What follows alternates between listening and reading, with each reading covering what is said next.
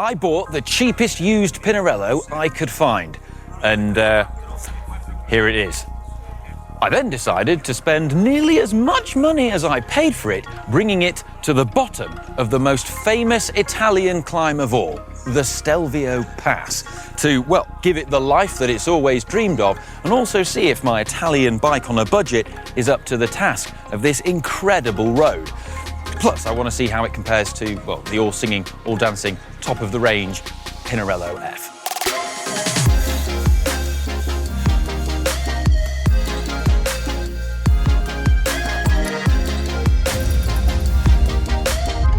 So here it is, my Pinarello Uno Carbon. I managed to pick this bad boy up for just £500 English on Facebook Marketplace. And if you want to see a more detailed look at the bike and everything that's right with it, and also everything that's wrong with it, then, well, there's a detailed look video on the GCN Tech channel, so make sure you check that out. There's also some useful advice on there about buying your own used superbike bargain, because underneath this, there is actually a really good bike.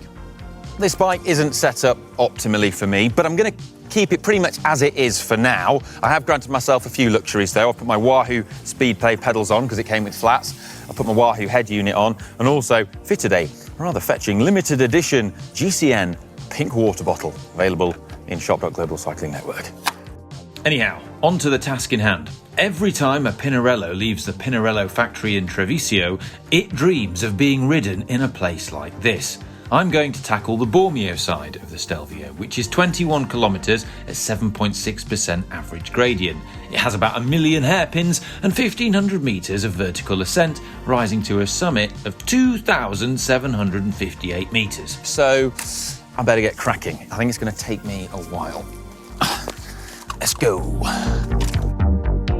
Leaving the mean streets of Bormio and getting onto the lower slopes of the Stelvio. So how does this compare to its all-singing, all-dancing, top-of-the-range cousin? Well, yesterday, I actually rode the Stelvio Pass on my Pinarello F, and I was able to do it in a time of 1 hour, 30 minutes, dead on. So it'll be interesting to see how the budget version compares.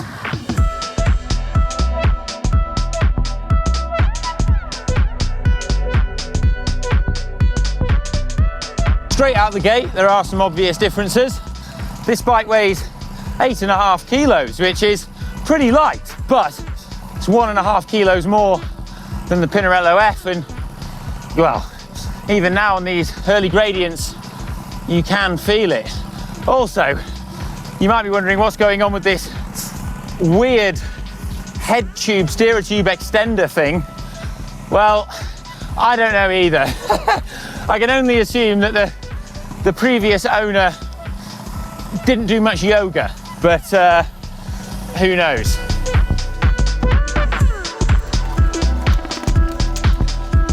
The biggest difference though, without doubt, is the price. I mean, 500 quid versus 14,000, it's ginormous. Something else is when you get out the saddle, the steerer tube is so long and the stem is so short, it just makes the bike feel really weird. Like, it's really twitchy and it feels quite flexy on that extender. So riding out the saddle isn't very comfortable.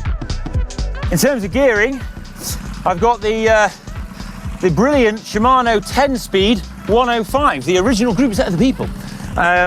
It's a fantastic group set. I've actually got upgraded Ultegra derailleurs on here too, and a chain set. And well, the gearing is plenty for this climb. I've got a 50-34 compact chain set and an 11-28 cassette at the back. And well, this climb has a max gradient of 14%, but it's only that for a touch. Most of it is about 7, so plenty of gears for a climb like this.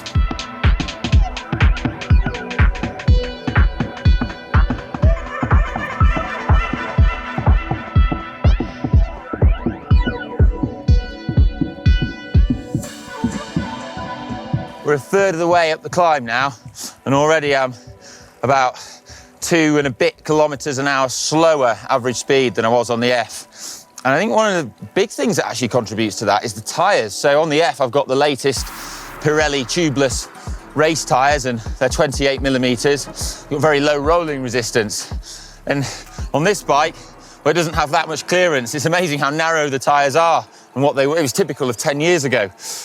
But these are 23 millimeter gator skins. And while they have a lot of puncture protection, they're a winter tyre and their rolling resistance is a lot slower.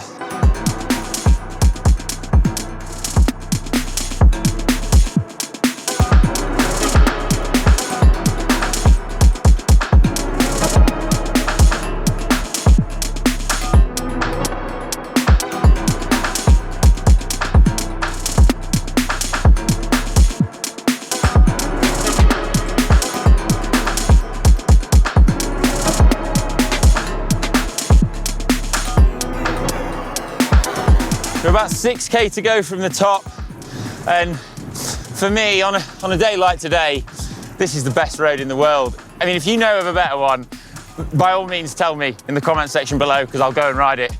But this is phenomenal, and yeah, my position is a bit weird on this bike, and it is giving me a bit of like lower back discomfort, but it's only minor, and I mean, with scenery like this to distract you from it, I can't complain at all, can I? And one of the main motivations why I wanted to do this on this bike was to show you that places like this are accessible on a 500 quid bike. And that is really important. Bikes are getting more and more expensive, you know. The latest models often costing upwards of £10,000 or euros. And I mean, it's ridiculous. They're amazing bikes, but it's prohibitively expensive. And you know, you don't need to spend that much money to come and enjoy something like this. And for me, just being here on any bike is special. Like, this is what it's all about. Look at this. It doesn't get better than this. This is amazing. Both bikes are carbon, although the F has a more modern, higher spec, slightly lighter, stiffer carbon fibre on it than this. But I'd say this is plentifully stiff for me. And the bottom bracket on this is also brilliant. The bearings are in good shape and it spins nice and freely. It's very good. Big difference though is the cable routing. So on modern bikes, all internal, looks very neat. On this, it's all external. Not very aero, looks a bit untidy, but very easy to work on.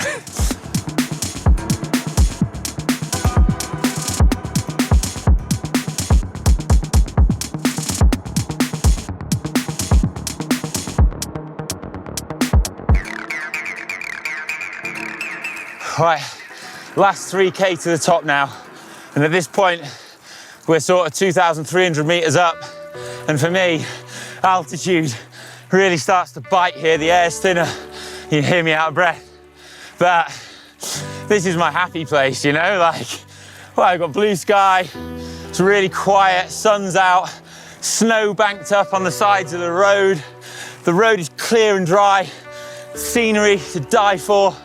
Oh, this is amazing. You've got to come and try this.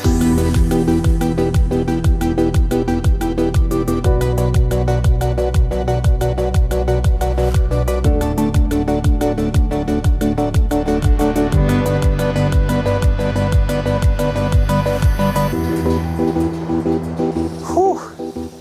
We made it. This is the top looking down over the Prato side, and I mean, that road, that's what road bikes were made for. As for my time on the budget Pinarello, well, 21 minutes slower than the F, but look at my smile, like, I don't care. I mean, when you look at that perspective laid out before you, I mean, it all just feels inconsequential and insignificant. I mean, that's what it's all about. I hope you've enjoyed this video and it's inspired you to come and ride here. It's given me loads of ideas for the bike actually and how I can modify it. So make sure you subscribe if you want to see how I turn this bike into something special, because I'm convinced I can. I'm going to descend now, which I'm actually not looking forward to because this setup isn't the most kind of confidence inspiring. So, well, wish me luck. I'm going to go now. Like and subscribe and all that jazz, and I'll see you in the next one. Bye. Oh, God, it's so beautiful.